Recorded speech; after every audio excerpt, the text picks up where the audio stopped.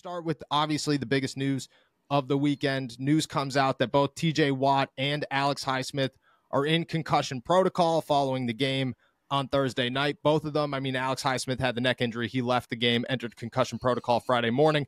TJ Watt shows up at the facility Friday just to get evaluated, reports his symptoms, placed in concussion protocol. There's some questions there just because he got hit early in the game, took a knee to the face from Ezekiel Elliott, was evaluated twice during the game, never left, and then shows up on Friday with the in a concussion protocol.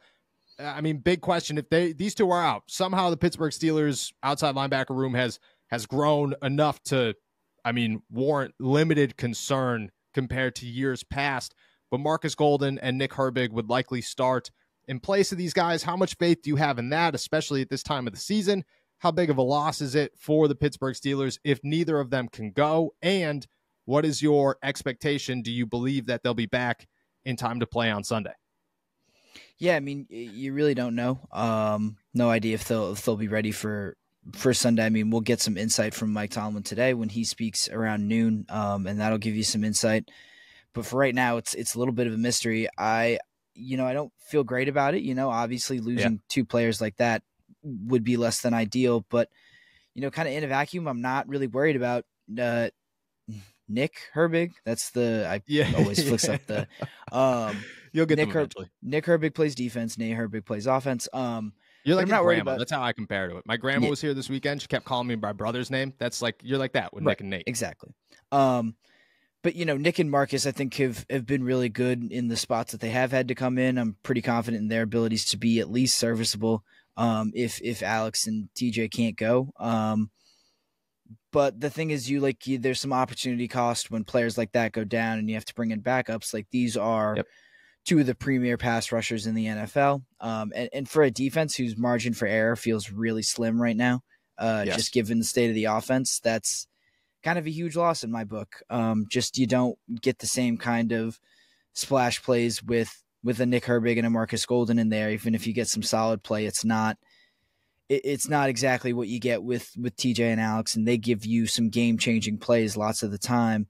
So losing that is a pretty crushing blow. And just like I said, given where the offense is, you're going to need those types of splash plays, those big-time playmaking things from superstars like TJ and Alex. And if they're not in there, it's a massive loss.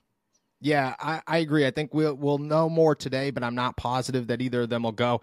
Just judging by TJ Watt in general and who he is, there's a part of me that understands what concussions are. There's also a part of me that understands what concussions are in the NFL, which is different than what a concussion is everywhere else in the entire world. It wouldn't surprise me if TJ's like, yeah, I'm playing on Sunday. Things will be fine. I'll get cleared, blah, blah, blah. You look at the situation, though, and you're right. Like the Steelers need splash plays. They need turnovers. They need pressure. They need splash in general from their defense. That's the only way that they find wins this season. TJ Watt and Alex Highsmith have generated, game-winning splash. They've won games for this team in the past. They're going to need to do so again moving forward.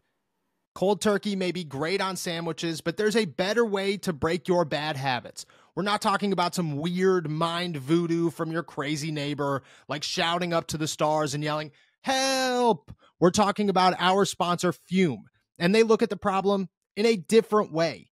Not everything in a bad habit is wrong. So instead of drastic, uncomfortable change, why not just remove the bad from your habit? Fume is an innovative, award-winning flavored air device that does just that.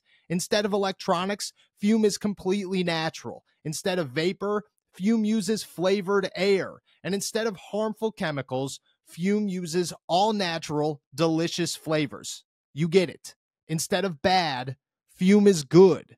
That's a habit you're free to enjoy and makes replacing your bad habit easy. It fills the void in a natural, guilt-free way. Your Fume comes with an adjustable airflow dial and is designed with movable parts and magnets for fidgeting, giving your fingers a lot to do, which is helpful for de-stressing while breaking your habit. I got this thing, and the first thing I noticed was how sharp it looks. This is probably the sharpest looking device I own. And then immediately I start fidgeting with it and realize how awesome that aspect of it is. And then when it comes to the taste, I mean,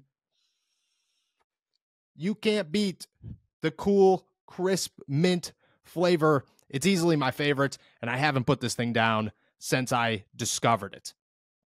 Stopping is something we all put off because it's hard, but switching to Fume is easy, enjoyable, and even fun.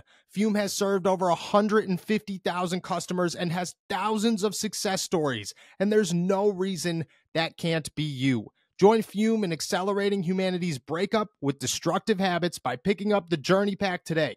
Head to tryfume.com/allsteelerstalk or scan the QR code and use code allsteelerstalk to get 10% off when you get the Journey Pack today.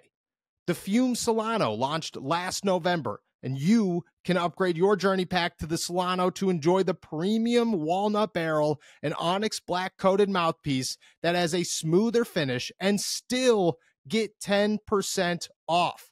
That's tryfum.com and use our code AllSteelersTalk to save an additional 10% off your order today.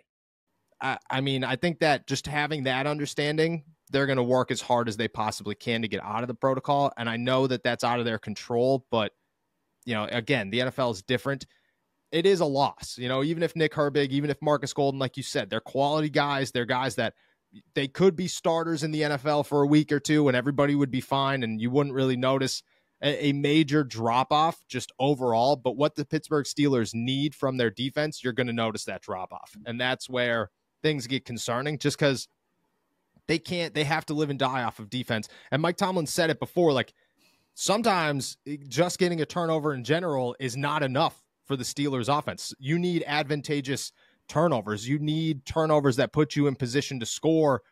TJ Watt especially has been that guy for the Pittsburgh Steelers. He has found ways in crucial moments to put his offense in the best case scenario to score. I mean, to not have that, especially against the Indianapolis Colts, I get they're coming off of a loss, which I guess probably helps. And Gardner Minshew didn't look great on Sunday, which also helps. But you're gonna need that. Like this is a do or die game. You lose this one, your chance to make the playoffs are pretty much out the door. You win it, you know, you're still in this thing, and you take a significant gap this late in the season over a team who is fighting right behind you. That, I mean, this is as big as it gets. You do need both of them out there.